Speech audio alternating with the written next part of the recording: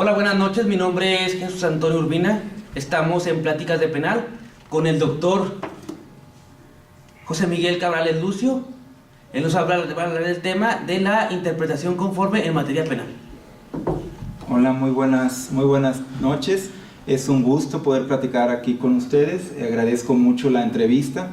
agradezco el interés y bueno, uno de los temas desarrollados en el libro sobre principio de interpretación conforme en la justicia constitucional es aquel que tiene que ver con el control constitucional de las leyes penales. Atendí un tema específico en el libro, dado que desde las inquietudes que existían sobre los efectos de las sentencias de los tribunales constitucionales,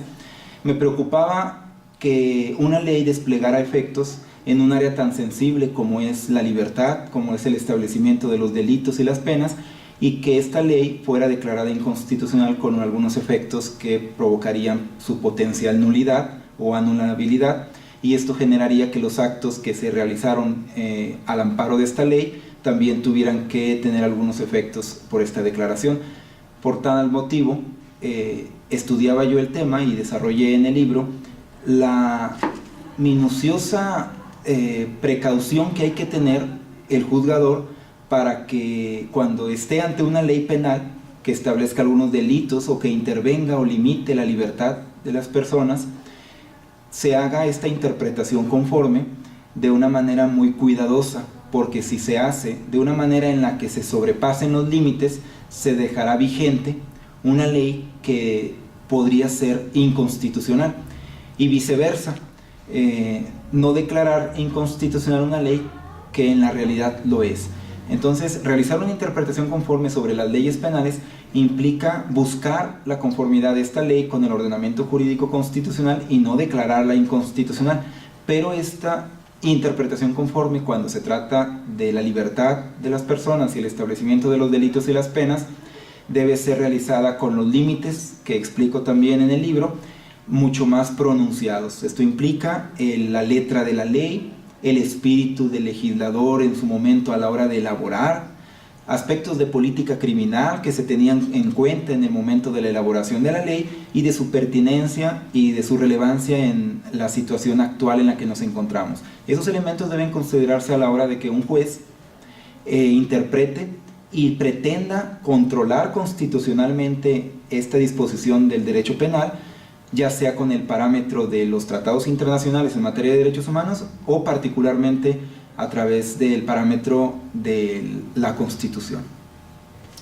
Maestro Cabrales Lucio, el libro que manejamos, El principio de interpretación conforme en la justicia constitucional, es un libro, a mi entender, y según lo que he revisado, único en México. ¿Qué lo inspiró para escribir un libro sobre este tema ahora tan en boga, tan de moda, pero tan poco conocido por los juristas de nuestro país? Bueno, el principio surgió de la idea de estudiar un principio de interpretación constitucional que se desarrollaba mucho en Europa y que en México no teníamos muy desarrollado,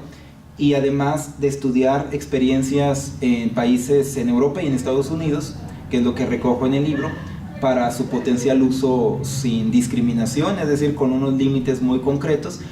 y eso dio pauta a que en México pues de alguna manera se empezara a desarrollar un poco más estas ideas. Esto entra de manera paralela a las grandes reformas estructurales en México, particularmente la del artículo 1 de la Constitución,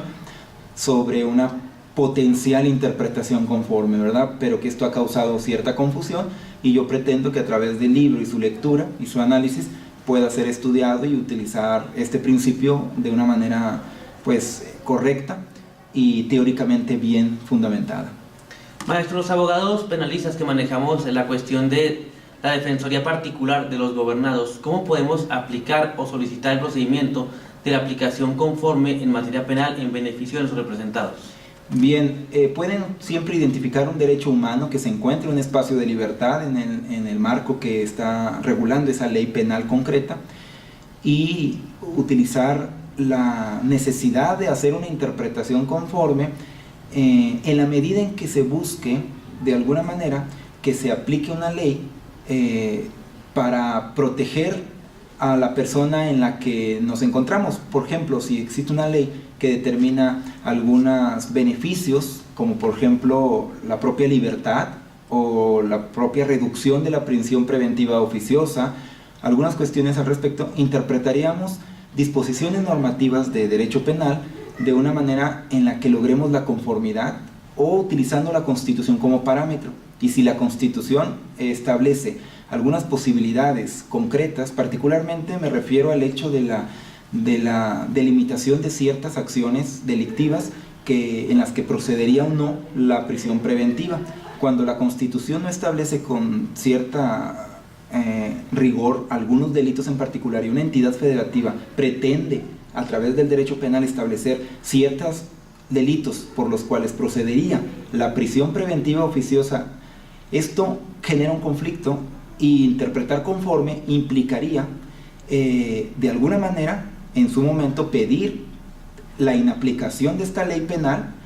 porque se apartaría de los postulados de la Constitución, utilizando también principios como pro homine, en el que identificaríamos una mejor protección en la Constitución Federal. Esto es algo de lo que ha pasado en Tamaulipas, particularmente el Código Penal de Tamaulipas establecía la posibilidad de que otros delitos fueran considerados como una necesidad de prisión preventiva oficiosa, el artículo 22, y este artículo pues de alguna manera contraviene los postulados de la Constitución, particularmente porque la Constitución Federal no establece los delitos que la Constitución, que el Código Penal, legislación penal, sí establece, y por lo tanto esto perjudicaría la libertad de las personas de una manera desproporcionada. Toda vez que este es un principio que hay que observar a raíz de la reforma realizada en nuestro país, sería recomendable dicha lectura de este libro para jueces, magistrados, ministerios públicos, abogados defensores y litigantes en particular. Maestro, este excelente libro, ¿cómo podemos adquirirlo y en qué lugar? Bueno, se distribuye por RUA, la Biblioteca de Derecho Procesal Constitucional, que dirige el doctor Eduardo Ferrer MacGregor, quien hace la presentación del libro también. Se distribuye en todas las bibliotecas de PORRUA, también se distribuye por vía electrónica, se puede conseguir a través de internet, y bueno, está al alcance de todos. Es la segunda reimpresión, saldrá una segunda edición en la que habrá una aplicación más concreta, pero de alguna manera tenemos la idea de que se distribuya de una manera más eficaz.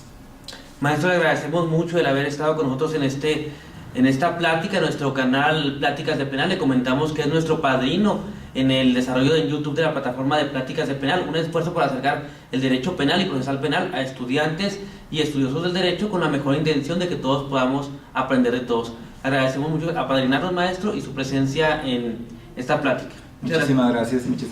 un placer.